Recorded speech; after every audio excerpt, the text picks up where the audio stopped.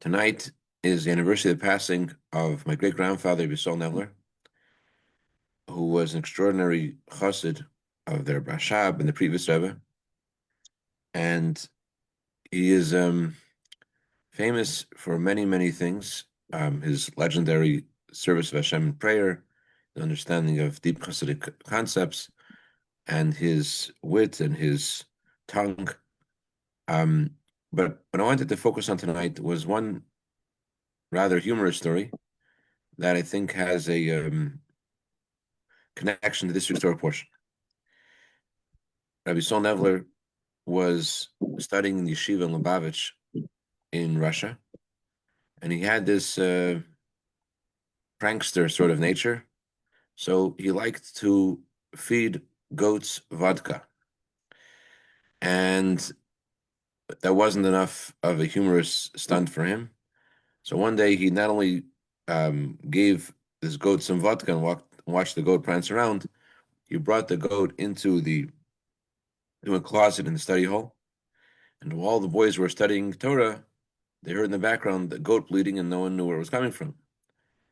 But the closet he placed the goat in was also a closet where they kept the chumashim. And so it was a Monday or a Thursday, and so during the prayers in the yeshiva, they would always open up the closet so that people could follow along the Torah reading with the chumash. And so when time came to read the Torah, the door was opened, and Yisroel Nevler enjoyed to watch the goat frolicking around the Beis Medrash, frolicking around the whole synagogue. And because of this joke, he was summarily expelled from the yeshiva. But he said to the previous Rebbe that if he's going to be expelled from the yeshiva, it's one thing. But if you're expelling me from the yeshiva, you're also expelling my children, my grandchildren, and my great-grandchildren. And the previous Rebbe saw that although this guy was a young schnook prankster, he had something in him. He had the desire to connect, and he realized the value of where he was. And practically, his children, grandchildren, myself, his great-grandson, studied in the yeshiva Lubavitch. This is very in sync with the message of this Torah portion, which is called Kedoshim. Kedoshim means to be holy. Hashem addresses us and tells us that we are holy. We're holy people. And we have to look at ourselves in that way. And there's nothing that stands in the path of our will to be holy, to follow the path of Hashem. So I wanted to share two stories tonight about this theme, about the power of the desire of a Jew. We'll go in the order of history. First, a story about a chassid of the Alter Rebbe and the Liepler Rebbe, and a chassid of our Rebbe, and connected as well to Rabbi Moshe Feinstein. L'chaim. One of the legendary chassidim of the Alter Rebbe, his name was Rabbi Yekusiel Liepler, and he had a very fiery disposition, a very open heart to serving Hashem. And he his first visit to the Alter Rebbe was emblematic of this. He came to Alter Rebbe, and he said to the Alter Rebbe, he climbed to the balcony where the Alter Rebbe was, and he says, "Rebbe, chop off my left side," meaning take away my yetzer hara, take away my evil inclination, take away my left side, take away all the negativity in me. The Alter Rebbe looked heavenward, and the Alter Rebbe said, "Ba'atam achayas kulam, you Hashem give life to all." And once the Alter Rebbe said those words, because Yekusiel Liepler was full of life, and he would sometimes feel a incredible inspiration, and he was just walking the street. He would dance with whoever he met. Sometimes he danced with the non-Jewish mail deliverer, non-Jewish postman, because he was just excited and proud and connected, and he was alive. And that's what the Alter Rebbe blessed him with. He said, "You Hashem give life to all," and this gave him vitality and excitement in the service of Hashem. He was blessed by the Alter Rebbe with long life, with wealth. The story was that there was some incident where someone had overpaid him in his shop, and he, in the middle of the night, traveled to he realized where the mistake was, and he traveled to the home of this Gentile who had paid an extra kopek or two. And in the middle of the night, he traveled through the blizzard and the snow and the conditions to give back the extra kopek. And so this caused an uproar in the entire region, because when this couple who had this store found out about why he had come, they couldn't believe it. They told their friends, and their friends told their friends. And it caused a Kiddush Hashem and sanctified God's name in the entire region. And in merit of what he had done, the Alter Rebbe said he wants to bless him with long life. And he wants to bless him with wealth. And Yekusiel Liepler, interestingly, he responded. He told the Alter Rebbe, I don't want to be blessed with long life if that means that I'm going to have years of a farmer, years where I do not see or do not hear godliness. In other words, for Yekusiel Liepler, being alive and not being able to see godliness and to hear godliness, to understand godliness, for him, there wasn't a life. He told Alter Rebbe, if that's the gift you want to give me, I don't want that life. I don't want that gift.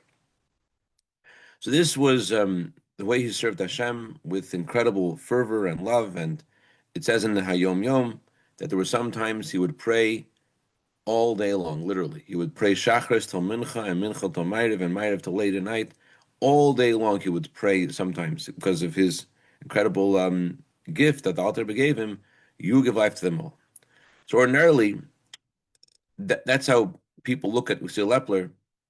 They look at someone, not some respect, because his gift of being so excited to serve Hashem was just that, a gift of the Alter Rebbe. The Alter Rebbe blessed him as he requested, chop off my left side, and the Alter Rebbe gave him this blessing to have life and enthusiasm.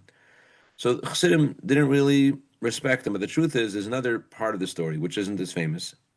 It's a lot more relevant to our service of Hashem, and that is how Yekusiel Liepler began to serve Hashem at the time of the Liepler, the Alter Rebbe's successor, the Alter Rebbe's son.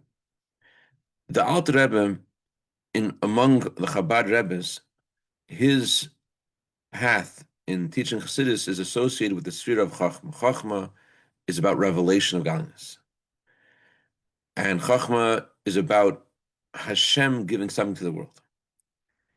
And so that's how Yekusiel Liepler served Hashem, with the revelation of Hashem. But the Liepler Rebbe, his path of service of Hashem was Momata L'mayla, from below to above, with being, with understanding. And the Liepler Rebbe actually instructed his Chassidim to spend 3 hours a day, every day, studying chassidus. So there was the whole new development of understanding of chassidus, of service of Hashem in a far deeper way, in a personal way, that began time of the Liepler Rebbe among Chabad Chassidim. This is how the story began with Yekusiel Liepler in time of the Liepler Rebbe. The previous Rebbe writes a story, and he said that, as an introduction to the story, that the Liepler Rebbe's Chassidim, there began, as I mentioned, this renaissance in the study of chassidus. People began to learning every day for so many hours.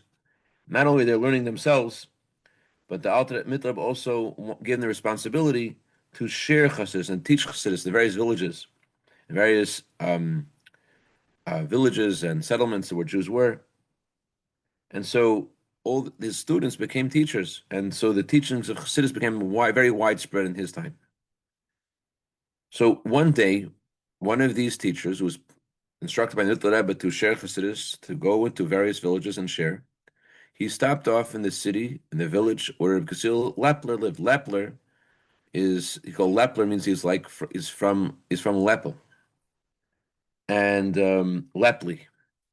So this young guy, he comes to Lepli, and he shares the teaching of the Liepler Rebbe. The Liepler Rebbe's Maimarim, his discourses, were longer than all the other Rebbeim, because his service of Hashem was with being, with understanding. Therefore, his discourses are called the Wide River.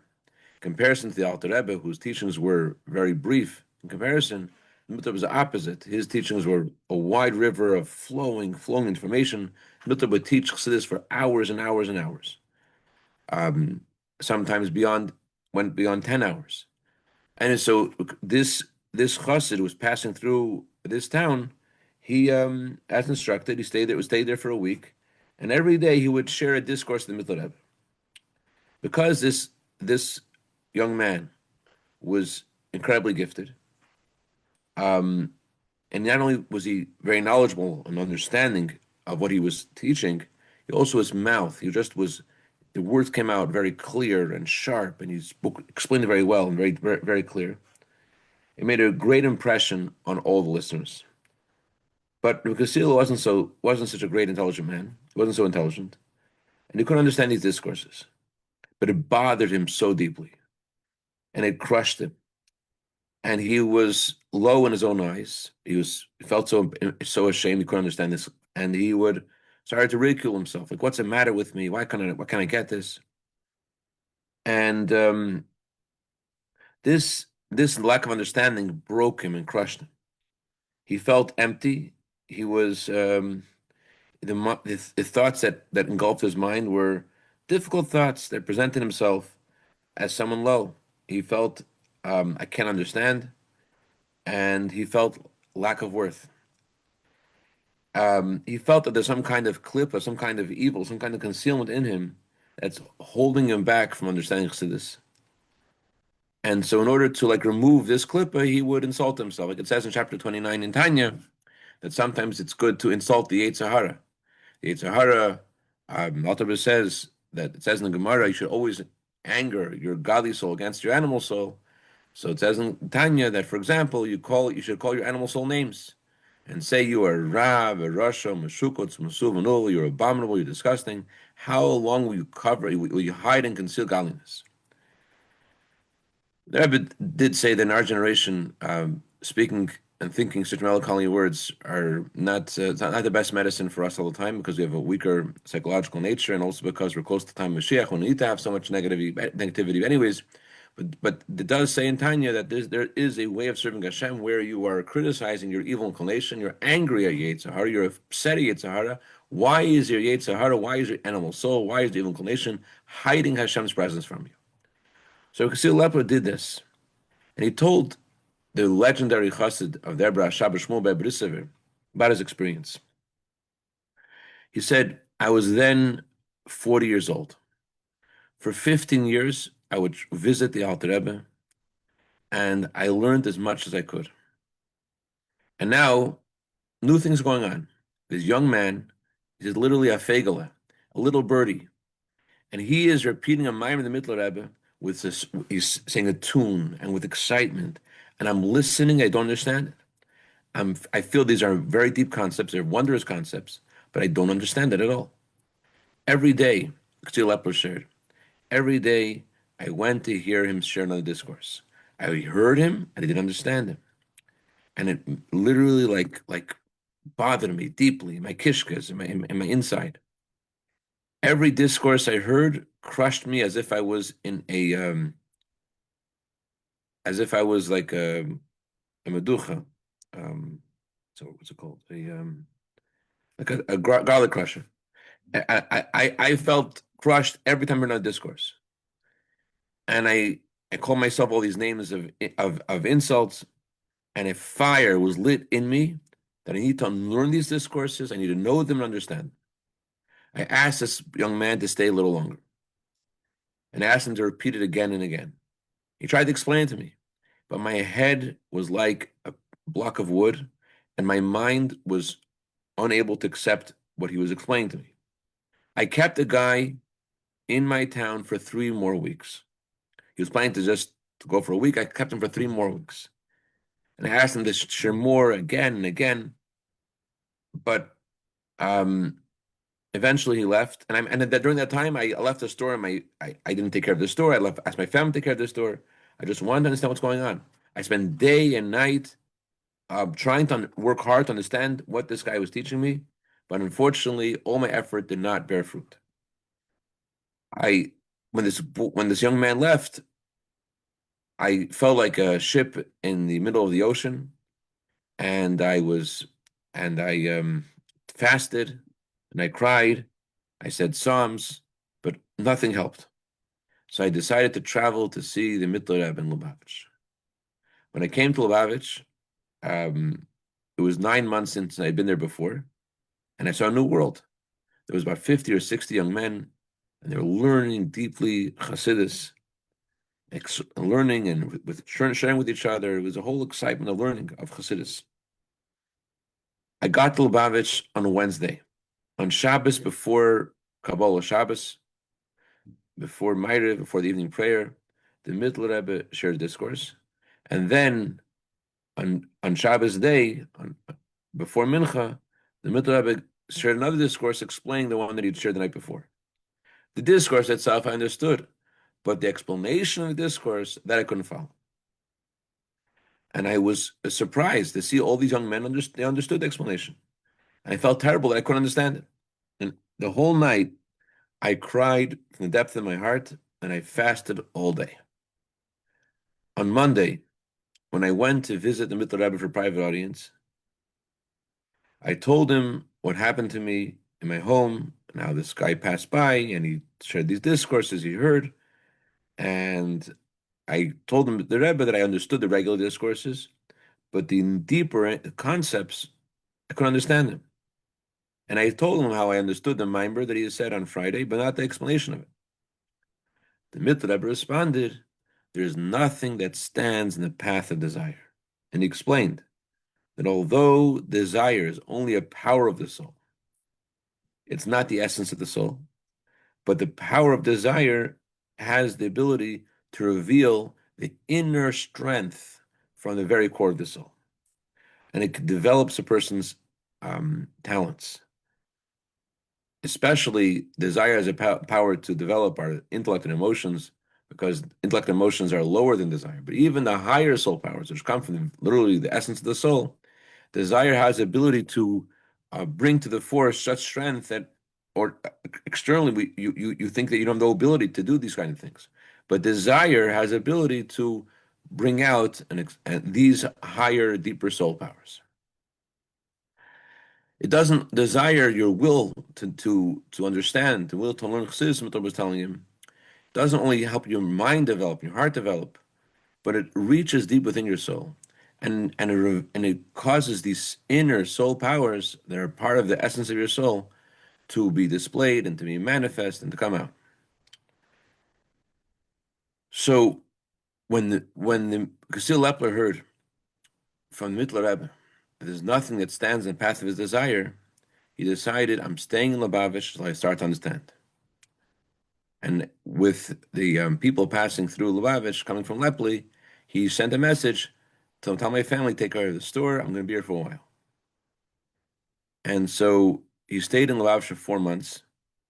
That he worked so hard with toil of soul and toil of flesh to accustom myself to think about one concept for many hours, with toil of soul to repeat one concept tens of times. When the Yekusiel Liepler realized that it has to do with his desire, he made a decision. I'm staying till I get it. And the previous Rebbe describes his efforts as Yegias Nefesh, Yegias Basar, effort of soul, effort of flesh. In Tanya, it talks about effort of soul as means to meditate for a long time. And effort of flesh means to remove those things that disturb the soul powers from being revealed. Like a person thinking to himself, thoughts of Retshuva, thoughts of returning to Hashem, that's in the category of effort of flesh. Just meditating for a long time on one concept, that's called effort of soul.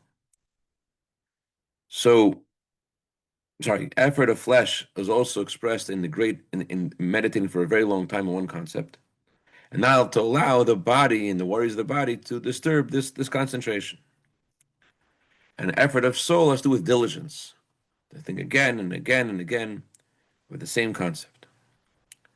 The Yekusiel said, I spent my time in one of two places, either in the basement under the shul, or or near the ceiling by the roof. And that whole month of Tishrei, he said, I felt like a new creation. Thank God, he said, I washed my pot, meaning I opened my mind. And I became a vessel to receive, and then I went home. So his success was extraordinary to the point that when the Rebbe Marash, who was the son of the Tzemach Tzedek, once asked his father, the Rebbe Tzemach Tzedek, a question in chassidus, Tzemach Tzedek was the successor of the Liepler Rebbe. The Tzemach Tzedek said to him, "Go ask this Yekusiel Liepler." And it was a very difficult passage in Imre Bina of the Liepler Rebbe. And the Tzemach Tzedek said, the Liepler Rebbe wrote this whole book just for this chassidus Yekusiel Liepler. So the Tzemach Tzedek told the Rebbe Marash to, although the Rebbe Marash himself had incredible intellectual gifts, but in order for him to understand this, he had to go to Yekusiel Liepler. And the Tzemach Tzedek said to him, after you speak to him, come back, I want to hear what he said. Anyway, so this story about Yekusiel Liepler gives us a whole different angle to his persona. The first story, the time the Alter Rebbe tells us what kind of a great emotion he had and excitement, and how the Alter Rebbe's gift of this blessing elevated him. But in the second story, there's a difference. We see more the exact opposite about the efforts that he made. It wasn't all a gift from Hashem. He toiled in soul and body to understand chassidus, and Hashem opened his mind. So on that note, Chaim, I want to share another amazing story here this week. This story is on the same theme about the effort of a chassid, but a chassid of our generation. Heard this story from Rabbi Spritzer in Crown Heights, or heard the story from his father, Herschel Spritzer. Rabbi Spritzer in Crown Heights, his grandfather was a Belzer chassid, and after the war, he was enamored by studying the Tanya. He had gone to a DP camp, and he met Chabad Chassidim, and he studied Tanya, and he was very taken by the study of Tanya, and he decided that he wants to learn more and be more connected. And to the point that everyone else was traveling to Israel, he decided he wants to ask the previous Rebbe. Somehow he was able to send a letter to the previous Rebbe and receive a response, and the previous Rebbe told him to move to America. So he traveled to America, and one occasion, his son, Rabbi Herschel Spitzer, who learned also from his father this Chaim Verach, this excitement of being connected to the Rebbe and this excitement for chassidus. So he was once on a plane with Rabbi Tendler, Rabbi Moshe Feinstein's son-in-law, and he's studying Tanya, and he sees Rabbi Tendler. He says, "Hey, why don't you join me for some Tanya?" Rabbi Tendler's like, "Okay, do you know who I am?" He says, "No, who are you?" I'm Rabbi Feinstein's son-in-law." "Oh, wow." So Rabbi Spritzer invited Rabbi Tendler to get his mezuzahs checked. At that time, they were speaking about how important it is to get your mezuzahs checked. And so he invited Rabbi Tendler to get his mezuzahs checked. Rabbi Tendler agreed, and Rabbi Spritzer asked him if he wants his father-in-law also to have his mezuzahs checked. So that's a great idea. So because of this, they developed a relationship between Rabbi Spritzer, Rabbi Herschel Spritzer, and Rabbi Moshe Feinstein. So years later, the Rebbe spoke about the importance of wearing a Rabbenu Tefilin. The Rebbe said there's more darkness in the world, and therefore, although people didn't always look at this as an obligation to wear Rabbenu Tefilin just as a hiddur, as a higher level service of Hashem, but in our time, the Rebbe said it's an obligation. If anyone will ever ask if I should wear Rabbenu Tefilin, the answer is you should. So Rabbi Spritzer took this to heart, and he decided that he has to encourage Rabbi Feinstein and anyone else he knew to wear Rabbenu Tefilin. And he called Rabbi Moshe Feinstein, and he told Rabbi Moshe Feinstein that the Rebbe wants him to wear Rabbenu Tefilin. And Rabbi Feinstein said, "I'll be honored. It's an honor the Rebbe is asking for this. I just would want, number one, that the Rebbe would be involved in the creation of this film. Number two, that I would meet the Sefer that would do this. And number three, that that the writing would be according to the Beis Yosef. There are different opinions about the various ways film is made. I want it to be written according to the specifications of the Beis Yosef, according to his writing. So Rabbi Spritzer called Rabbi Eliezer Zurkin who was an expert sofer of renown and extraordinary extraordinary fear of heaven. And he told the Rebbe about this, and Rabbi Chadakov at midnight gave a call to the home of the Rabbi Zurkin, and Rabbi Zurkin's wife answered the phone. Hi, who is this? This is Rabbi Chadakov, Rabbi's secretary. Is your husband around, or is he sleeping? Well, they tell him, Rabbi's secretary is calling. He gets on. Were you sleeping? No, I'm here. Okay, good. Come to my office. Rabbi Chadakov told him the Rebbe's instruction about the Tefilin. They should do it exactly the way Moshe wants it to be done, and the Rebbe wants to pay for it. He shouldn't take any money from him. And Rabbi Zurkin was told to also go to Ramesh's apartment and meet him there in his apartment in the morning. What time? At 7 in the morning. So he said he literally slept. He went at 1 o'clock in the morning. He was afraid to come late, so he got there at 6. He was basically like sleeping on the door by the door of the home. And Mrs. Feinstein almost tripped over him, which taking out the garbage in the morning. Anyways, Ramesha finally emerges from the home, and he meets him. He's very impressed by him, and he agrees that this can be the man who writes the Tefillin, and he invited him to show him the various different letters of the Torah and how they're written, and so that he could choose how he wants his Tefillin to be written. So Rabbi Zurkin made a whole booklet with the various writings of the various opinions of Beis Yosef, Arizal, Alter Rebbe, and he presented the whole booklet to Rabbi Moshe Feinstein, who chose how he wanted his Tefillin to be written. Interestingly, Rabbi Zurkin had a custom of not interrupting in middle when he wrote Tefillin. But Rabbi Feinstein wanted to examine each section of the Tefillin as it came out. So because of this, Rabbi Zurkin, in order not to veer from his custom, what he would do is he would write one section, and then he would write a whole other pair of Tefillin. So you shouldn't interrupt. You should keep his custom. That was his way of serving Hashem. So he wrote a whole second pair of Tefillin, just he should not interrupt running Tefillin. Anyways, Ramesh would check it, and then he read the next section. And so Ramesh was very appreciative, and the Rebbe did cover the cost of the Tefillin. So this Rabbi Spritzer, if you think about it, it's remarkable the way he reacted to the Rebbe's instruction. The Rebbe was just speaking about wearing tefillin, and he here took initiative, and he's called Ramesha Fine, said the Rebbe wants you to wear tefillin. That seems to be it seems to be a little bit cavalier. Like, why is he assuming that this means that he has the right to tell a message Rabbi Feinstein the Rebbe wants him to wear in a film? But I'll share one more story about the same Rabbi Herschel Schwitzer, and you'll be able to see where this is coming from more.